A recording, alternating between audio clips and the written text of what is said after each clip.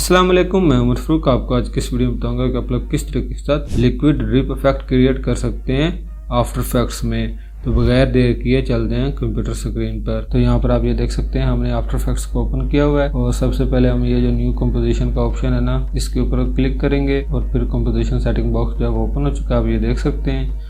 इसमें ये जो है ना जी कंपोजिशन नेम वो हमने रखना है, कोई भी नेम रख सकते हैं, ठीक है। मैं मेन कॉम्प जो है ना वो रख देता हूँ। प्रीसेट जो है ना जी वो आप कोई भी चूज़ कर सकते हैं, ठीक है। या फिर ये जो मैं रिकमेंड कर रहा हूँ ये भी आप रख सकते हैं। इसके अलावा विड्थ हाइट जो है वो तो प्रीसेट के साथ ही हो जाएगी। फ्रेम रेट भी प्रीसेट के साथ सिलेक्ट किया जाएगा। इसके बाद रेजोल्यूशन फुल है और जो ड्यूरेशन है वो आप चूज़ कर सकते हैं।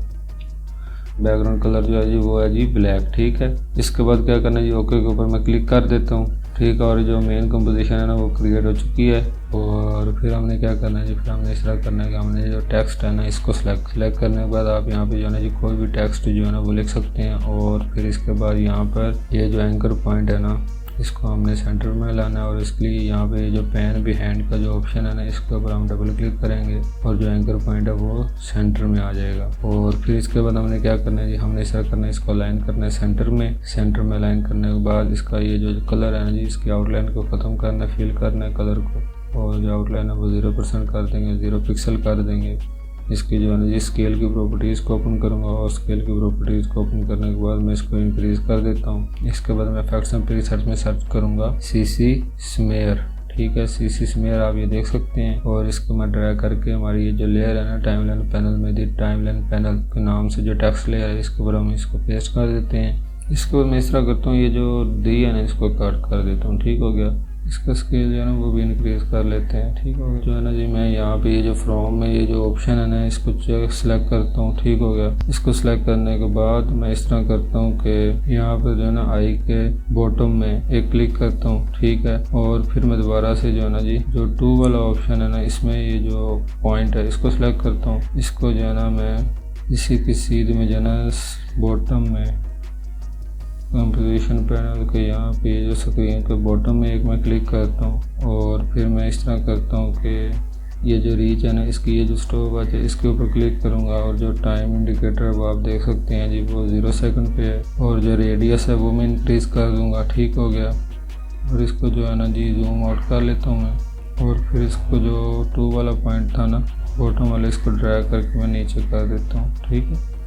वो स्क्रीन से बाहर चले जाएगा। और फिर मैं इस तरह करूँगा कि ये जो रीच पॉइंट है ना इसको मैं 0% कर देता हूँ, ठीक हो गया। और फिर टाइम इंडिकेटर को ले जाता हूँ जी 2 सेकंड्स पे और ये जो रीच पॉइंट है ना इसको मैं ड्रैग करता हूँ ये इस तरीके के साथ, ये 250 कर देता हूँ इसको ताकि ये ख़त्म हो जाए, ये हो गया।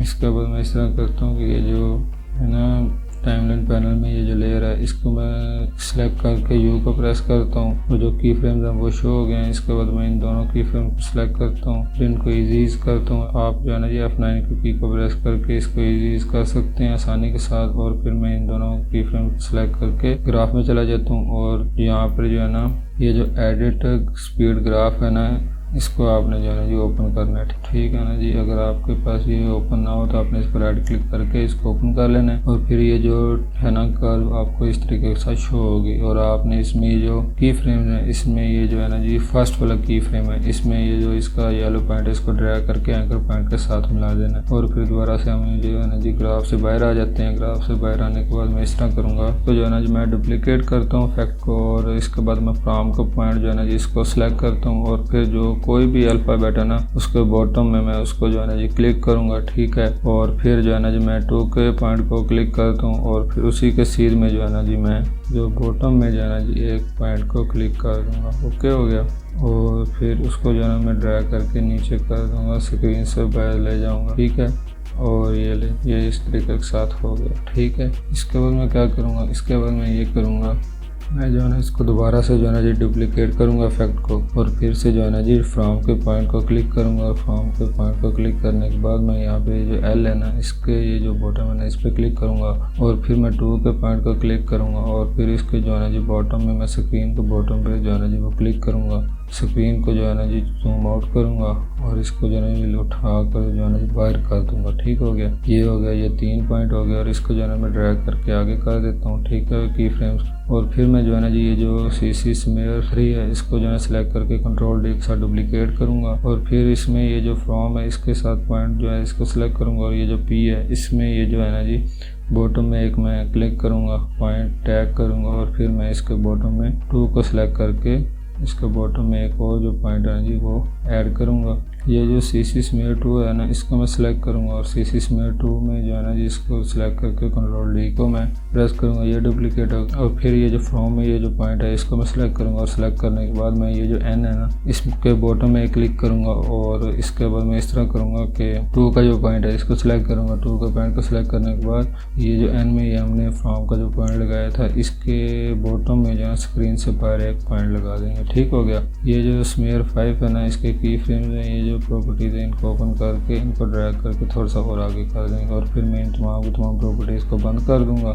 और इसके बाद मैं इस तरह करता हूँ, ये जो इफेक्ट्स में प्रीसेट्स है इसमें मैं सर्च करूँगा ड्रॉप शैडो को सर्च करने के बाद हमारी ये जो टाइमलाइन पैनल की टेक्स्ट लेयर है ना टाइमलाइन पैनल में इसको सेलेक्ट करके ड्रॉप शैडो के ऊपर मैं डबल क्लिक करूँगा। इसके बाद ये जो कलर है ना इसको मैं चेंज करूँगा, ये वाइट कर देता हूँ। सॉफ्टनेस है वो मैं कर देता हूँ जी इंक्रीज कर देता हूँ, ये 25 हो गई है। इसके बाद ये जो डिस्टेंस है वो आप देख सकते हैं 5.0% है, जो ओपेसिटी है वो 100% हो गई है। सॉफ्टनेस जो है ना जी वो मैं और इंक्रीज कर देता हूँ, 50% हो गई है।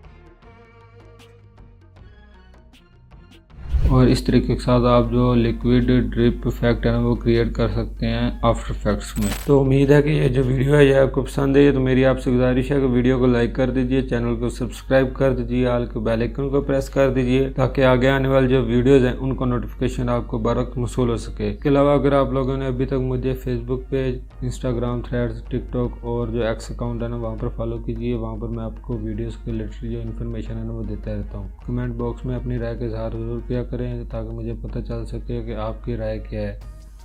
मिलते हैं अगले वीडियो में, उस वक्त तक के लिए अल्लाह हाफिज़।